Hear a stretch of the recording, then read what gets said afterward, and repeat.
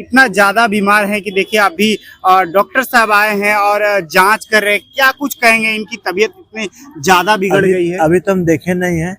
अगर जैसी इनकी स्थिति रहेगी, अगर यहाँ का लायक है तो ठीक है, नहीं तो हायर सेंटर हम इनको रेफर करेंगे। Health centre, higher centre, higher centre जी जी जी जी जी। इतनी ज्यादा इनकी तबीयत बिगड़ गई है। सीवियर वीकनेस है इनको। हम तो 3-4 बार आ चुके हैं यहाँ। हाँ, देख लेते हैं, देखने दीजिएगा। हाँ जी जी बिल्कुल देखिए, क्योंकि इनकी तबीयत जिस तरह से बिगड़ रही है और इससे सीधे तौर पे ये कहना है कि 3-4 दिनों से ट्रीटमेंट के लिए चेक करने के लिए आ रहे हैं और अगर इसी तरह से इनकी स्थिति रही तो हायर यानी कि उच्च कोटि के जो उच्च संस्थान में जाना पड़ेगा, वहां जाकर के चेक कराना पड़ेगा।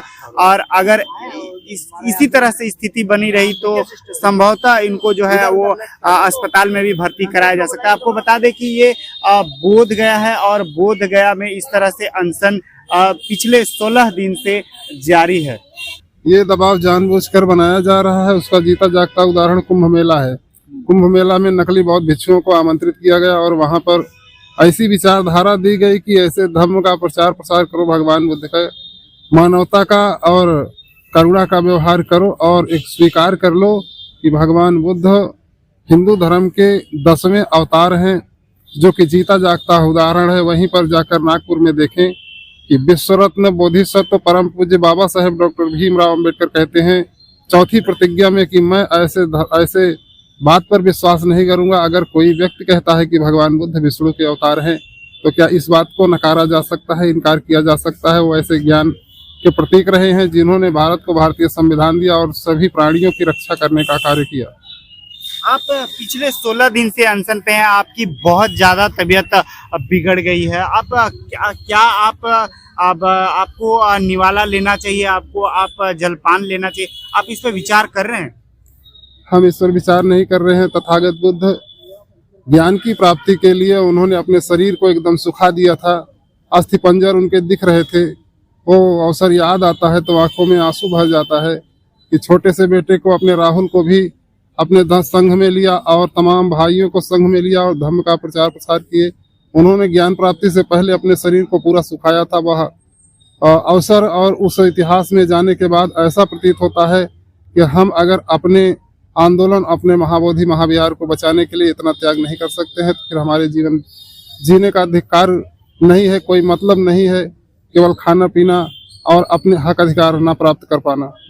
सीधे तौर पे दोस्तों देखा जा सकता है कि इनकी तबीयत बहुत ज्यादा बिगड़ी हुई है। आंखों में आंसू हैं और ये आंसू लोगों के जीवन को बेहतर बनाने के लिए है और भगवान बुद्ध ने जो उपदेश दिए हैं उसको फॉलो करने के लिए है। लेकिन इनकी तबीयत जिस तरह से बिगड़ी जा रही है, इसको देखते हुए सीधे तौर पे लगता है कि आने वाले दिनों में सरकार को आपकी जो मांग है वो स्वीकार करनी पड़ेगी। अगर स्वीकार नहीं करती तो क्या ये अनशन आप लोग जारी रखेंगे? ये अनशन हम जारी रखेंगे। हमने सभी राज्यों से कोऑर्डिनेशन बनाए हैं। 12 तारीख से पूर्व सभी राज्यों में गए। उन राज्यों से हमने अपील की, बौद्ध भिक्षुओं से बिहारों में जाकर संपर्क किया कि आप लोग 5-5 की संख्या में आए ताकि हमारा जो आंदोलन है चैन सिस्टम चलता रहे, आंदोलन हमारा रुकने न पाए जब तक इस आंदोलन में सफलता नहीं मिलती है। क्योंकि पूर्व में हमने देखा किसानों का आंदोलन, उन्होंने 1000 किसान जिसमें शहीद हो गए। तो हम अपनी महाबोधि महाविहार को बचाने के लिए अपने प्राणों की बाजी लगाएंगे। अच्छा, ये बताइए कि अब यहाँ 16 दिन हो चुके हैं और ये भी बताया जा रहा है कि अभी लंबे समय लग सकता है, तो आपकी तबीयत बहुत ज्यादा बिगड़ रही है, तो क्या आप अपने आप को हॉस्पिटल में या आगे सेवा देने के लिए क्या आगे बढ़ाएंगे अपने खुद को? ये त्याग, ये समर्पण, ये बौद्ध भिक्षुओं को प्रेरणा होगी कि भंते जी इस अनशन में बैठे और नहीं रहे, भविष्य में आंदोलन चलता रहे। ये प्रेरणा उनके अंदर सदैव बनी रहे, क्योंकि इस महाविहार को मुक्त करवाना हमारे जिंदगी का, हमारे जीवन का मकसद है। उन करोड़ों भारतीयों के जीवन का मकसद है जो भगवान बुद्ध की विचारधारा को वो आत्मसात करते हैं, पालन करते हैं और मानते हैं। भगवान बुद्ध के विचारों को मानते हैं, लेकिन ये भी कहा जा रहा है कि हिंदू और बौद्धिस्ट जो है वो साथ साथ चल सकते हैं, तो क्या साथ साथ चलने के लिए हीरा और मोती की तरह आप तैयार नहीं हैं? जब वो इनलाइटेड हुए तो यहाँ पर उन्होंने कहा कि मुझे ऐसा प्रतीत हो रहा है कि मेरा अब नया जन्म हो रहा है, नया जीवन हो रहा है। आज तक मुझे ऐसा महसूस नहीं था। उन्होंने धर्म के 8 अंग बताए और 10 पारमिताएं बताई और शीलों को बताया, जो भिक्षुओं ने प्रचार प्रसार करके पूरा बौद्ध राष्ट्र बौद्धमय बनाया। और इस देश में सम्राट अशोक के द्वारा 84,000 स्तूप बनवाए गए, जहाँ पर हमारे पूर्व में कब्जियत थी। आज वो लोग ब्राह्मणाइजेशन कर लिए हैं। उसे हमें ऐतिहासिक रूप से जानना होगा, समझना होगा, जिससे कि हम अपने धरोहर को, अपनी विरासत को बचा सकें। परम पूज्य बोधिसत्व बाबा साहेब डॉक्टर अम्बेडकर कहते थे, जो कौम